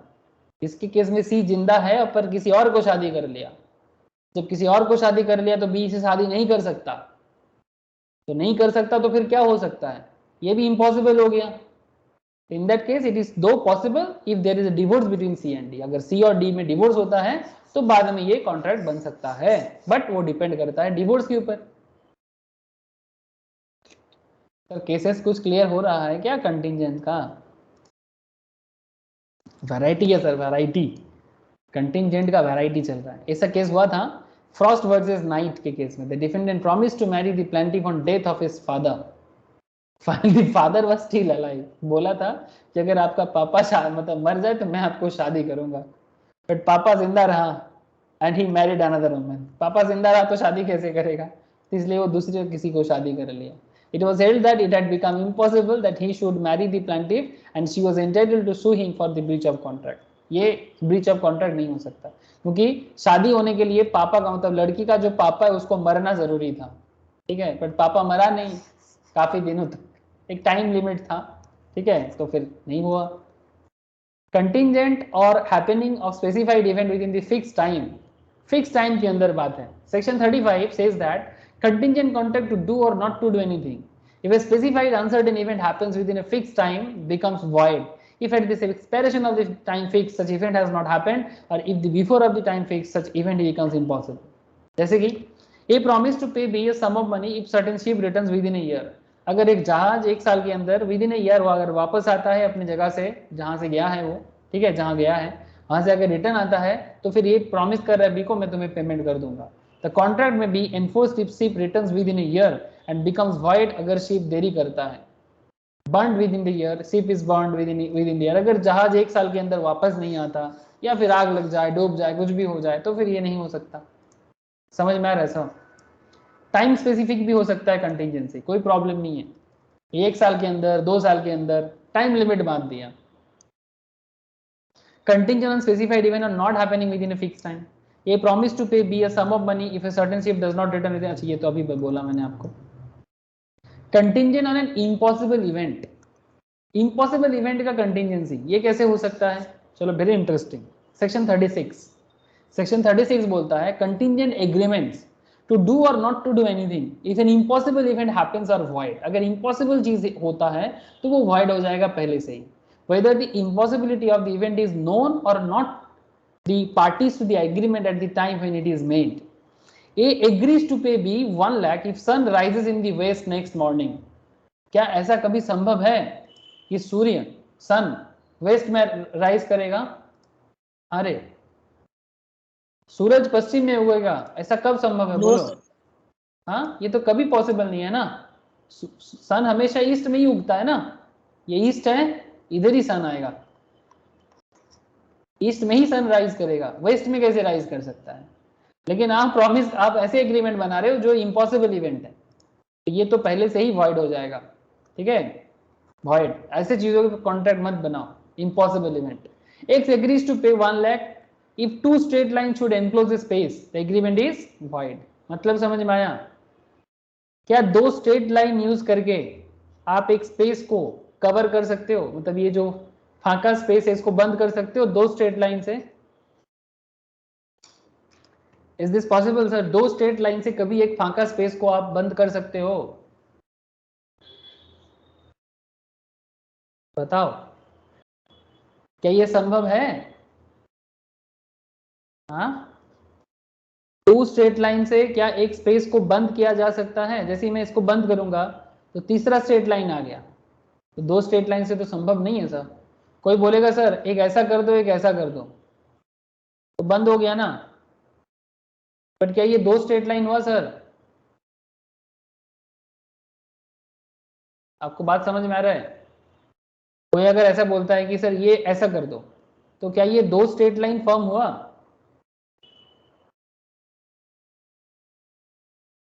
सर दो स्ट्रेट लाइन में 2 to 4 पॉइंट्स होगा, इधर एक पॉइंट, इधर एक पॉइंट, इधर एक पॉइंट, इधर एक पॉइंट, यहां पर तो 3 पॉइंट है, तो फिर ये दो स्ट्रेट लाइन कैसे हुआ सर? तो ये इम्पॉसिबल टास्क है एक, ऐसा कभी संभव नहीं है कि दो स्ट्रेट लाइन से आप एक स्पेस को कैसे एनक्लोज कर सकते हो। तो ये एग्रीमेंट क्या है? वॉइड है सर, वॉइड है, समझ रहे हो ना? तो ये है कंटिंजेंट कॉन्ट्रैक्ट, ठीक है, मतलब ये वॉइड है, कंटिंजेंट मतलब कंटिंजेंट भी नहीं है, ठीक है, contingent on an impossible event, वो वॉइड हो जाएगा। कंटिंजेंट कभी वॉइड वैलिड तो होता है बहुत केस में, बट अगर वो ऐसे बात में होता है तो फिर वो क्या हो जाएगा? वॉइड हो जाएगा, कैंसिल हो जाएगा। वॉइड का मतलब कैंसिल हो जाना। यहाँ पर एक स्पेशल डिफरेंस दिया हुआ है, must go through sir. Contingent contract के साथ वेजरिंग कॉन्ट्रैक्ट का difference, what is wagering contract and what is contingent contract, must remember sir. A contingent contract is a contract to do or not to do something with reference to a collateral event happening or not happening। और wagering क्या होता है? Wagering agreement is a promise to give money or money's worth with reference to an uncertain event happening or not happening।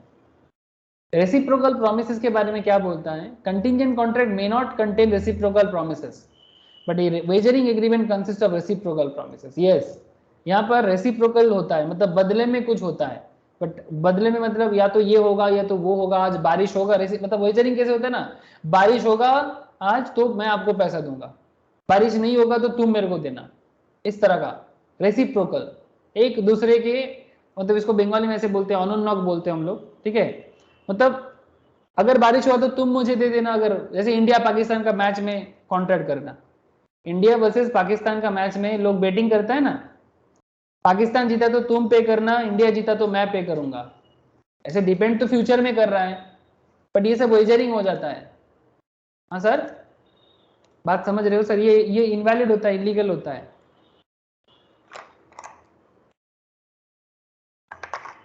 कुछ समझ में आ रहा है sir?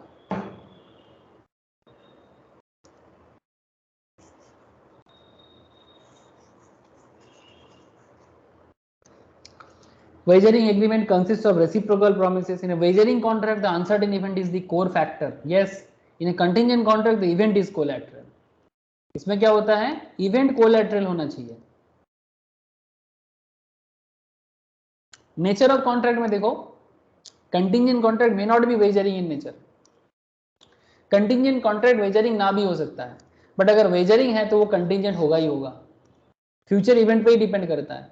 Interest of contracting parties have interest in the subject matter in contingent contract, the contracting parties have no interest in subject matter में किसी को कोई इंटरेस्ट नहीं है, बट कंटिंजेंट कॉन्ट्रैक्ट में सब्जेक्ट मैटर पे इंटरेस्ट हो सकता है, ठीक है। तो ये बेसिक डिफरेंस है कंटिंजेंट के साथ वेजरिंग का। ये देखो, effect of contract, contingent contract is valid but wagering contract is void. Wagering होना ही कैंसिल है, वेजरिंग कॉन्ट्रैक्ट होगा ही नहीं, cancel. Doctrine of mutuality of loss और gain, contingent contract is not based on doctrine of mutually loss और gain. ठीक है, किसका लॉस किसका गेन ये नहीं देखा जाता, इस पर्टिकुलर मैटर पे नहीं बना हुआ है कंटिजेंट। बट वेजरिंग मतलब किसी का लॉस है किसी का लाभ है। जैसे इंडिया पाकिस्तान मैच में इंडिया हारा पाकिस्तान जीता, तो जिन्होंने पाकिस्तान जीता तो उन किसी को पैसा मिला किसी का लॉस हुआ। इसको बेटिंग भी कहते हैं एक तरह का, है ना, सट्टा भी बोलते हैं उसको। जैसे वेजरिंग कॉन्ट्रैक्ट फ्यूचर इवेंट पे डिपेंड करता है, बारिश होगा तो तुम मुझे देना, बारिश नहीं होगा तो मैं तुम्हें दूंगा पैसा, इस तरह का। तो इसमें लॉस विन का एक बात है, गेन का बात है, बट कंटिजेंट में ऐसा लॉस गेन का डॉक्ट्रिन काम नहीं करता। ऐसे बिजनेस में लॉस गेन होता है, जैसे इंश्योरेंस बिजनेस में लॉस गेन है, बट इसका डॉक्ट्रिन वैसा नहीं है कि किसका लॉस है किसका गेन है, ये एक प्रोसेस है, ठीक है। बट ये तो पूरा का पूरा लॉस और गेन के मैटर पे ही चलता है। Wagering is a void agreement sir, but contingent contract valid होता है। सर बोलो सर, आप लोगों का आवाज और हाँ ना जो भी है थोड़ा सा बताओ। क्या कंटिजेंट समझ में आ रहा है? ये सर। अब बात कर लेते हैं सर थोड़ा सा फटाफट। क्वासी जानते हो आप लोग? फाइंडर ऑफ द गुड्स के बारे में मैंने बात किया आप लोगों से पहले ही। Valid contract must contain certain essential elements. एक कॉन्ट्रैक्ट को वैलिड होने के लिए कुछ एसेंशियल एलिमेंट फॉलो करना पड़ता है, such as offer acceptance, capacity to contract. Capacity मतलब क्या आप साउंड दिमाग के हो, पागल तो नहीं हो, क्या आप क्या बोलते हो इसको, मेजर हो कि नहीं, ये सब कैपेसिटी में आ जाता है। क्या कंसिडरेशन है उसका, फ्री कंसेंट तो है कि नहीं, मतलब किसी को डरा के धमका के कॉन्ट्रैक्ट नहीं हो सकता। But sometimes the law implies a promise imposing obligation on one party and conferring right in favor of the other, even when there is no offer and no acceptance, no genuine consent, lawful consideration, etc. ऐसा कुछ भी नहीं होता। And in fact neither agreement nor promise, ना किसी ने agreement बनाया ना किसी ने प्रॉमिस किया। Such cases are not contract in the strict sense. Strict sense में तो कोई कॉन्ट्रैक्ट ये है नहीं, but the court recognize them as a relation resembling those of contract and enforces them as if they were contract. Hence the term quasi contract मतलब resembling contract, मान लेंगे contract है even in the absence of contract. Contract हुआ नहीं वास्तव में, but फिर भी contract मान लेंगे। Certain social relationship gives rise to certain specific obligations to be performed by certain persons. ये social relationship है जो आपको ये करने से मजबूर करता है। These are known as quasi, as they create same obligation as the case of regular contract. जैसे रेगुलर कॉन्ट्रैक्ट का ऑब्लिगेशन होता है, ठीक है, एक पार्टी को प्रॉमिस फुलफिल करना होता है, दूसरे को एक्सेप्ट करना होता है, सिमिलरली यहां पर भी होता है। फाइंडर ऑफ द गुड्स का केस आप लोग बार बार सुने, आज मैं आपको और दो चार पॉइंट बताता हूं।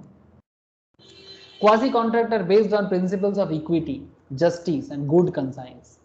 ये इक्विटी पे, समानता पे, जस्टिस पे एंड गुड सेंस पे बना हुआ है।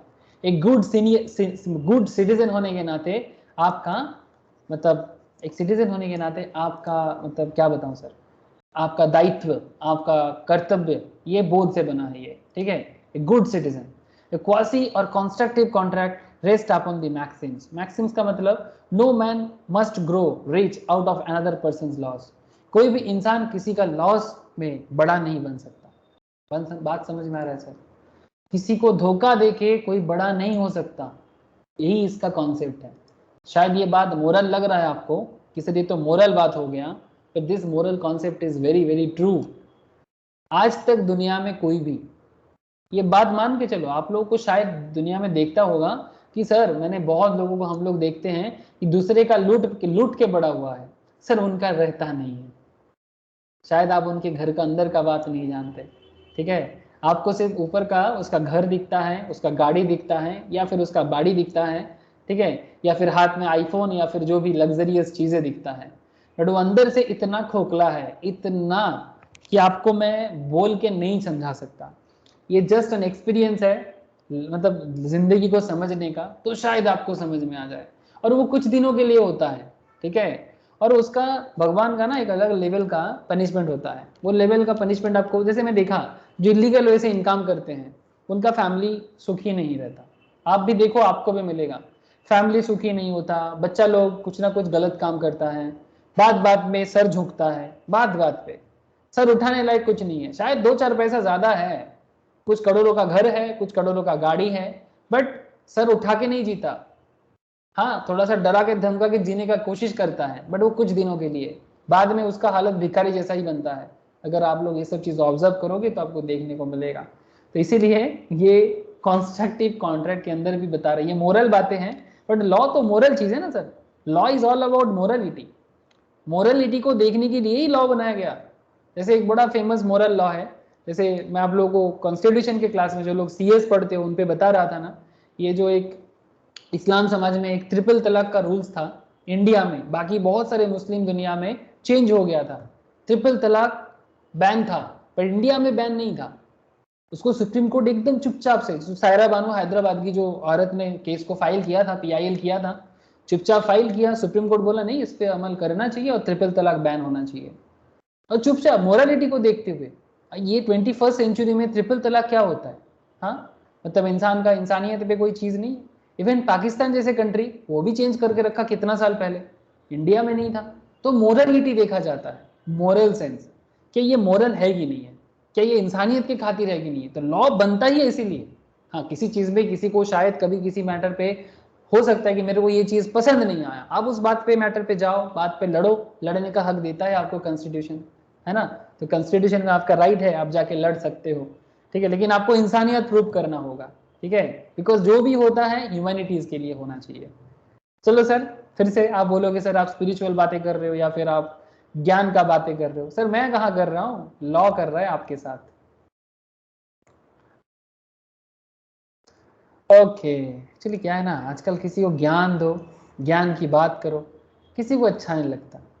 आप कुछ उल्टा सीधा बातें करो, सब एकदम आंख फाड़ फाड़ के सुनेगा। कितना व्यूअर्स उसमें होता है, मैं देखता ना यूट्यूब में जिनका मिलियन बिलियंस का व्यूज होता है, ठीक है, उल्टा सीधा चीज़ों में व्यूज पागल की तरह। जो अच्छा काम करता है, हाँ कुछ कुछ अच्छा काम वाले का बहुत अच्छा व्यूज है, बट मैक्सिमम का देखता हूँ गलत चीज़ों पे व्यूज भर भर के, समझ में नहीं आता कि देश किधर जा रहा है। अच्छा देखो सर, तो quasi contractor based on principles of equity, justice and good conscience, ठीक है। अच्छा, T a tradesman leaves goods at C's house by mistake. T एक बिजनेसमैन है जो गलती से अपना चीज सी के घर में रख के चला गया। तो क्या सी गुड्स को अपना गुड्स मान लेगा क्या? अरे, अगर कोई बिजनेसमैन आपके घर में उसका गुड्स गलती से रख के चला जाता है तो क्या आप उसको अपना चीज मान लोगे? अरे, अरे बोलो। No sir. नहीं ना। तो she treats the goods as his own. अगर बाई चांस आप ट्रीट कर लेते हो अपना है, तो फिर आपको पे तो करना चाहिए, है ना।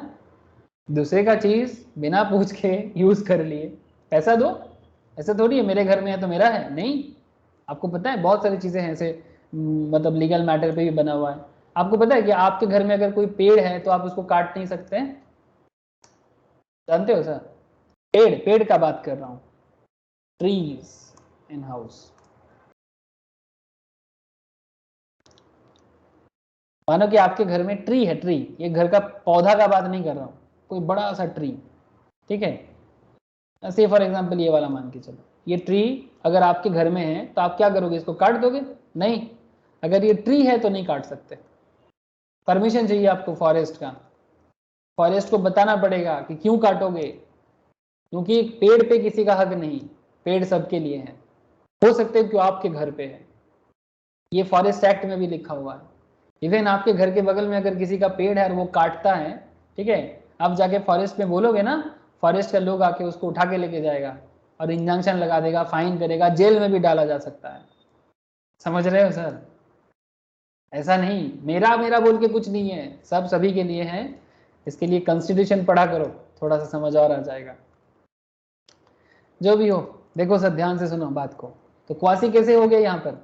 अगर किसी का गुड्स बिना परमिशन का यूज करते हो, अपना मान के, अच्छा किया अपना मान लिया, बट पेमेंट कर दो। अपना माना तो पेमेंट करोगे तब अपना होगा, ठीक है, फ्री में अपना नहीं होता। ये pay some money to B by mistake. Mistake में अगर तुम किसी को कुछ पेमेंट कर दिया, it is really due to C, B must refund the money to A. गलती से पेमेंट हो गया, तो अगर गलती से कोई पेमेंट कर देगा तो क्या करना चाहिए? रिटर्न कर देना चाहिए। ऐसे थोड़ी ना कि पेमेंट हो गया तो हो गया, अब नहीं मिलेगा, गलती से हुआ है, रीजन नहीं है।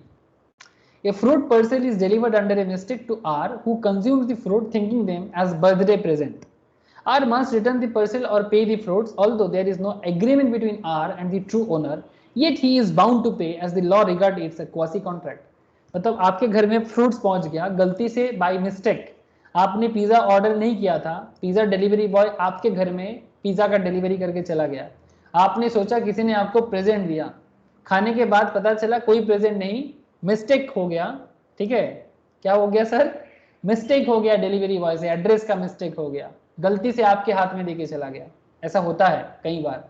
लेकिन सर आप खाने से पहले पूछो किसका गिफ्ट है, ठीक है, और अगर खा लिया तो पेमेंट करना चाहिए। अगर आपने बाई चांस खा लिया पिज्जा तो पेमेंट करना चाहिए। समझ में आ रहा है सर, ये सब क्वासी है, quasi. So these relations are called as quasi contractual obligation. In India it is called as certain relation resembling those created by contracts. Salient features क्या है quasi का? In the first place, such a right is always a right to money and generally, though not always to a liquidated sum of money. Secondly, it does not arise from any agreement of the parties concerned but is imposed by the law. And thirdly, it is a right which is available not against all the world but against a particular person. ये जो right है ये किसी world के against में नहीं होता, किसी वर्ल्ड के अगेंस्ट में नहीं, किसी पर्टिकुलर के अगेंस्ट में होता है जिसके साथ आपका सोशल कॉन्ट्रैक्ट बन गया है, ठीक है।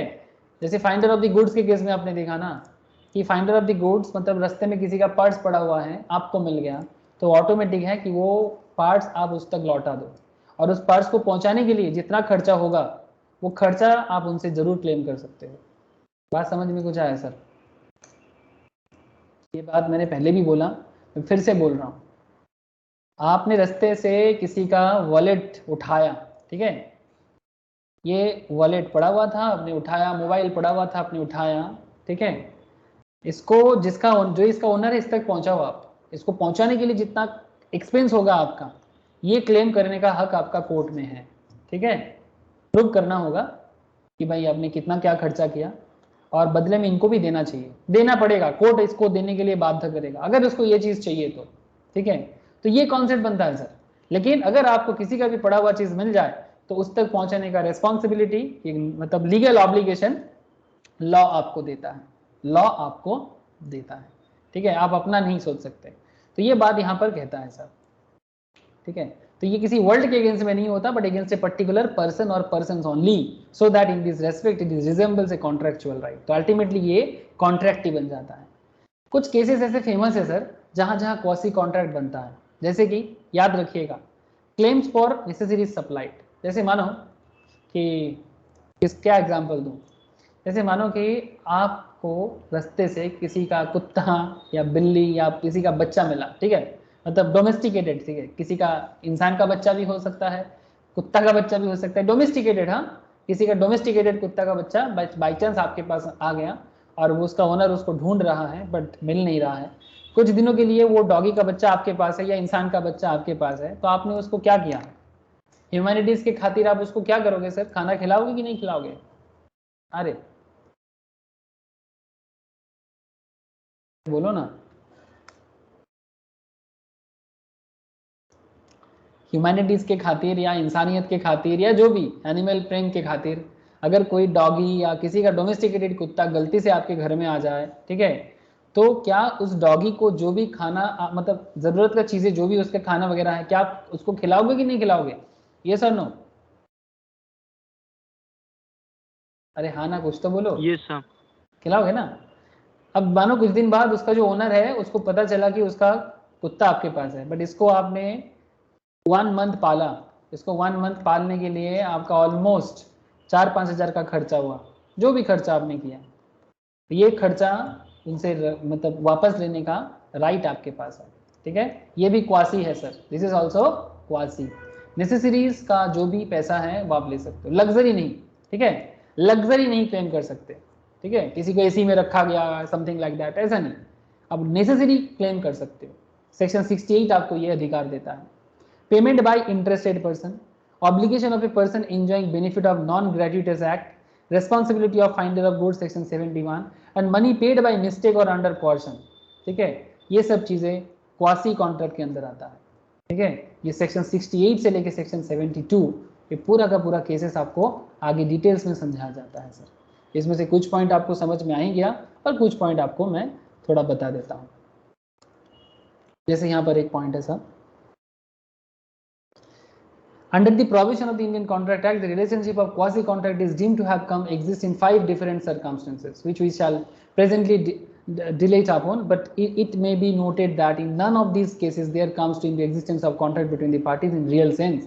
Due to peculiar circumstances in which they are placed, the law imposes in each of these cases contractual liability. Claim for necessary supply to a person incapable of contracting. A supplies a B, a lunatic. B कौन है? पागल है या फिर minor है, with necessary suitable to his condition in life. A is entitled to be reimbursed from B's property. B का अगर कुछ भी प्रॉपर्टी है जो B है वो या तो पागल है या तो वो माइनर है, लेकिन उसको खाना खिलाया, उसको जो भी जरूरी चीजें वो दिया, तो B के प्रॉपर्टी से वो जरूरत की चीजें का जो भी खर्चा उसने किया वो क्लेम करने का किसको मिलेगा?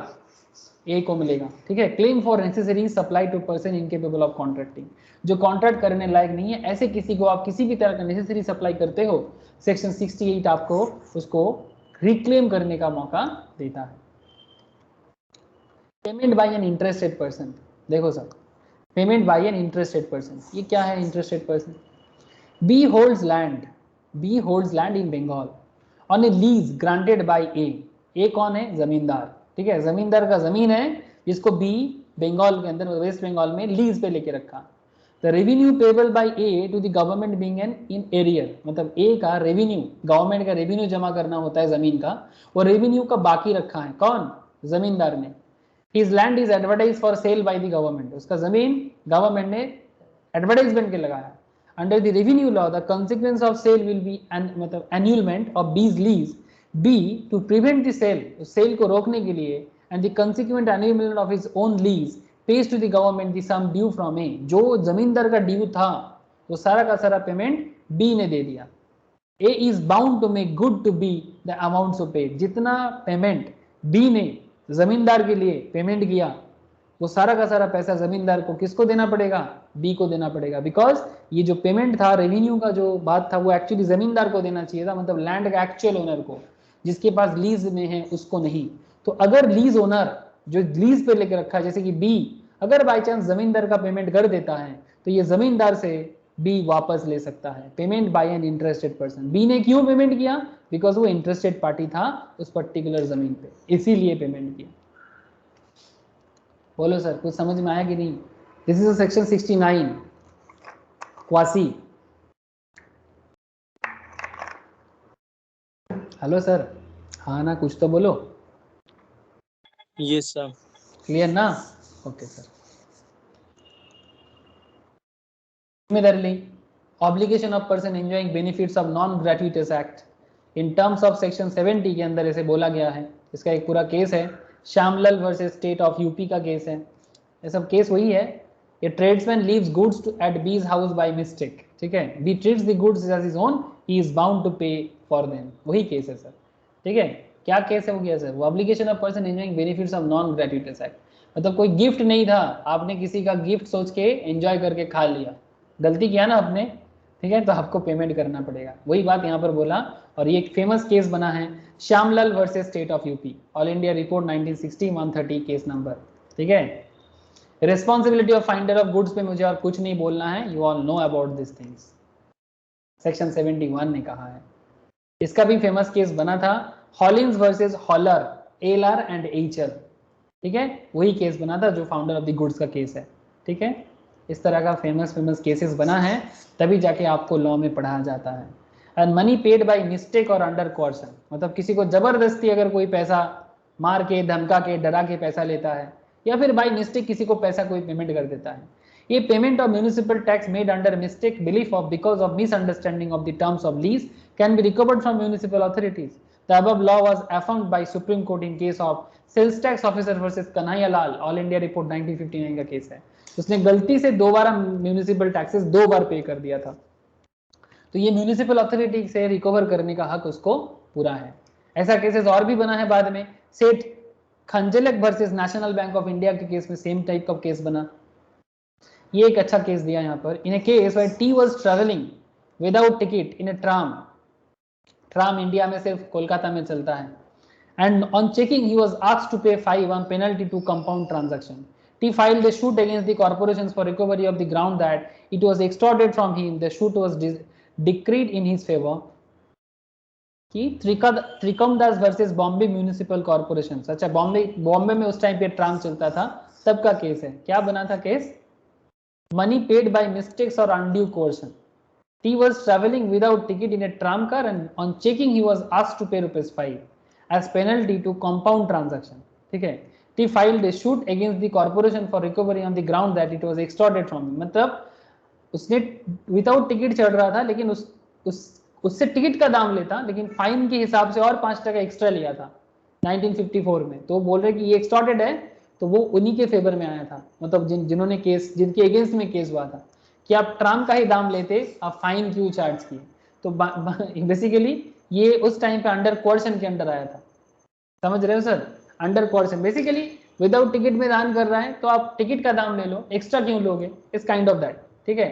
लेकिन सर टीटी तो फाइन करता है ना, उसका अलग कॉन्सेप्ट है कि आपने टिकट क्यों नहीं काटा, समथिंग लाइक दैट. ये केस क्या था उसके लिए देखना पड़ेगा, क्या उसका कुछ मजबूरी था या समथिंग लाइक दैट. बट ये केस में उनके फेवर में ही आया था. ठीक है. तो ऐसे वेरियस केसेस है क्वासी का, तो आप प्लीज एक बार गो थ्रू करना. क्वासी कॉन्ट्रैक्ट के साथ नॉर्मल कॉन्ट्रैक्ट का फर्क बड़ा इंपॉर्टेंट है sir. Essential for the formation of a valid contract are absent. ठीक है. वैलिड कॉन्ट्रैक्ट फॉर्म करने का जो भी कंडीशंस है क्वासी में वो नहीं होता, बट नॉर्मल कॉन्ट्रैक्ट में essential of the formation of valid contract present होता है. क्वासी कॉन्ट्रैक्ट लॉ बनाते हैं और ये पार्टीज बनाते हैं कॉन्ट्रैक्ट. सिंपल कॉन्ट्रैक्ट पार्टी बनाते हैं, बस यही है. कंटिंजेंट एंड क्वासी के नीचे चैप्टर, ये नोट्स में शेयर करता हूँ आप लोगों से. Must go through this questions. आप लोगों को पूरा डिटेल्स पता है तो जस्ट एक बार क्वेश्चंस, मतलब सब्जेक्टिव ऑब्जेक्टिव जितना सारा है, मस्ट गो थ्रू सर.